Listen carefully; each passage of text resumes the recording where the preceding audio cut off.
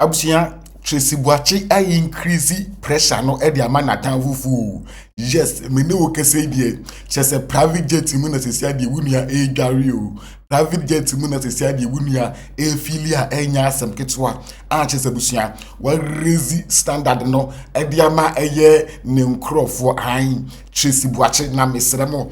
Yedi ehyiemu a ensem binom e kan ne de ehu na ye ba behwe ego sasho yi so as 3 in 1 news yem kokohwe de e kwai na woni before be kokohwe eye video efa Tracey Boakye ene ne private jet ensensem yekunu wahu yemi kan emphasise woman de entwam embra ansa me Afia me jeja me akokwasi ampanyi ni bi tisa broko enko be ku mi fi wiase obeshi amna mo mi bibia but to me fie me wo me company me wo portrait farm me come a brand ambassador. I was a brand ambassador for more than 20 projects. I had money.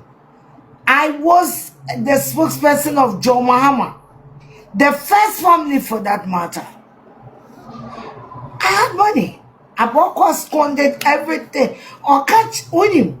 Now when you buy me a consua, or you catch on for two to them. Anytime in a relationship, you phone semi kukwe obe ochiti. Na me him phone and say, oh, I will disgrace you that you will never get up. And I took it for granted because I was a fierce nigger. Minya bone, diena me and I also bempa. Also bempa, Reverend also bempa. Makan 70 billion times. Messi one who dria. I wanna sorry them. Me ya me buo football me ya won't me yare. Also bempa. Offer me bani fie. Me wadan for be funny die hima. Mama calf. Obo die hima. I want TikTok on beba. Also bempa ka chere me say Canadian Japan. And you bought me ex-husband pa. But obo many aboko jai me brothers they aboko and sankomano and also bempa ono so yesofo ebo aboko pa so mbe video me naked no fama no minim di omode ye because me naked don't video you know na metro your flat shotrumu we also bempa we woni thank you now when you are there along the line also papa friend me by the fee say video no ni mo hwe na ye Canadian Japan na me tie ne kwase asem me kunu di video ne ba ho no kra no opamo no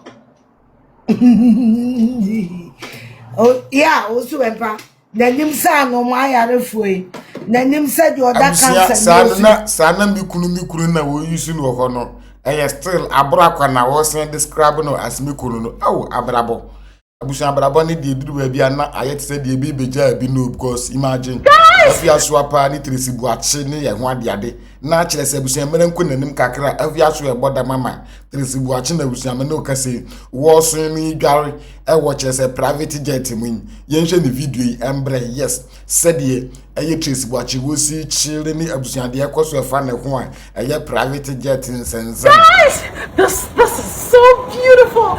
Okay guys, so this is our private jet in Bali. Let's go. I can't wait. Let's go. I'm gonna use every heartbeat. Today not tomorrow. Now the beautiful thing here is you just land with your helicopter and straight to your private jet. We have our own private pool. Imagine living here like your washroom. Now this is your washroom on board. Yes! I'm diving in so deep. Abusia I hope say wo hwe bibia an we eye Tracey Boakye a kire se abusia watch the Afia Schwar said you see no watch the Afia Schwar said you see a year nebusia and ye casabibri. What I say? Yes. Dude, look at that. Now the curtain is closing. Yes. And I can leave it open as well. This is so beautiful. Oh my God! Afia Schwar ehwe we mu nyina na agane ne pressure ne nsemu nchirechire mu e na kire se de ndien e na kire se de ndien nso de wuye bia ye wawa brabo what you say ai de atu bia ye ade awa wo hwehye e na kire se ai asi what you say yes ndabuzia na kire se Afia Schwar esu kire nsemu no we ene se de Tracey buache nso ene kire se nabusuafo esi chiri o an se we ni said the musi chili abusuya and ye kapojin so at one side any adidie nko asia ma ho so ni Bye guys, time to go to bed. Yes, what I say yes and ye kapojin so de wo ye adwuma ni kama an abusuya we dey say be ma bia nya ya nko pie wahu say u di connection no say feel sika asa chele we bi na sia ma nya abusuya one tia grada hunja ya busia o chese aye yi no wahu yes otumu se chese amanfo chiri o Afia so hu wi nyina na adane ne pressure Morning. Good morning. abusia what you say yes we eye Tracey buache enti ochiremu a wose woni ne kunu no private jet villa ewo chese omusi baby dis Bali ewo Indonesia what you say chese busia wo twa e dia kire Afia Schwar ama Afia Schwar ehunu de yakone de eba me no kase adane ne pressure wo su kire nsemu ni hawa enkrofo bi abone form yentoa yensem ne so wo ne seye Me Afia. Me jeja me akokɔsi ampanyi ni bi te sa broko. Enko be ku mi fi wiase. Obehia me na mo mi bibia. Ba to me fie, me wo me company, me wo poultry farm. Because me brand ambassador. I was a brand ambassador for more than 20 projects. I had money. I was the spokesperson of Joe Mahama. Nollywood actor ya woda hwe or Nigeria Nollywood mean say bebre na animu no the true life story na atono no wenye bi etie wunye bi ntie na je akonya na tie. Some friends must end on the streets nyadanfo bia na obe alawe into your home or say owo ho na nadanfo e friend say bro Charlie say dem apem so anyoma nkoyie inti me pa chow bebi ameda kra ho ye din yetume inti ma me bedi ho just 1 week na me mfam pe baby na me nko me pa chow na danfo ni so what are friends for bra and I just na danfo ni e de ebetina ne nchen ono ane to aduane ma no chese oye bibia ma no Nollywood actor so bibia ekoso yie onhia hwewu abrabo mu ne ho tono afide oba ya na danfo ne ba ya de na danfo ne ba ya wodi abro 1 week onko 2 weeks onko and also Charlie bro so ka say 1 week na no so oguso niama mpeke ba so beko no so okay no problem. See na danfo ya ba bedi 2 months still a won call it one day and na danfo ife Nollywood actor yi say Charlie say de nyame adumu nyame bie kwan ama chese menya baby a mede meti 20 enko ne enko jame ampa na danfo ene no call ye ko he baby a ote in fact Nollywood actor no call ya e dey na danfo na kwa gene 3-bedroom furnished apartment o no say hey bro na ukoji bibi say kra na wanka or so mpese menye surprise no say hey na we dey wako wani mu tempa o say Charlie nyankopon de no so okay nti na danfo no so nyoma Nollywood actor nyoma abe je say o de obedi mpu onya nyoma mu abe ye den nti onu na danfo no call ye no so Charlie ne ma misu minye de mindi wo ha 1 week na eja me fan sort me ho na me nsan ko back na me kwa meduan de me di kra ho ayeden na danfo ne so da be me girlfriend am kwan so a wo ba nti me girl ne ba no okwa na won so ayeden wa ba no so say okay no de call back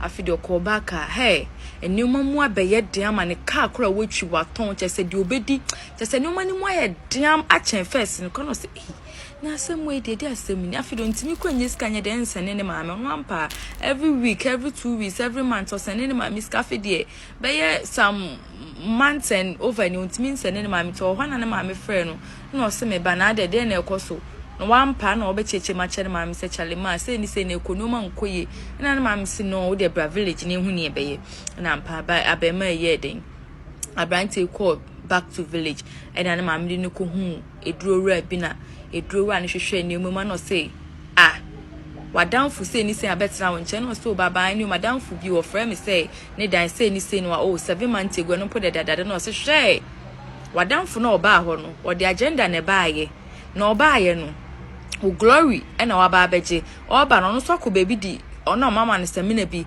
oba no abedware semina no wo ho for 1 week o dwale wie no wage o glory nyina woni monyamu bibia na kyese ono so ne o ma peke den akoyi ama no nti no saa de na me so mema wa kwankyere bi a won so be ya won so di be ko ne fie ho no wakwa kodware ne 1 week no wasa aba woda dem no so okay baba hey ewiase hu o say okay no de o call back afide o call back hey enuma mu abeye diam ane car kura wetwi waton chese de obedi chese enuma ni mu aye diam achen first no kono se na asem we de asem ni afide ntimi kwenye ska nya de nsene ne maame no ampa every week every 2 weeks every month or sene ne maame ska afide beye some months and over ni ntimi nsene ne maame to so no wampa na obecheche machere maame se chale ma se ni se na ekonoma nkoye na maame se no de bra village ni hu ni ebeye na ampa ba abema ye den abrante call back to village and na maame ni ko hu eduro ra bi na eduro wa ni hwehwe ni mu ma no se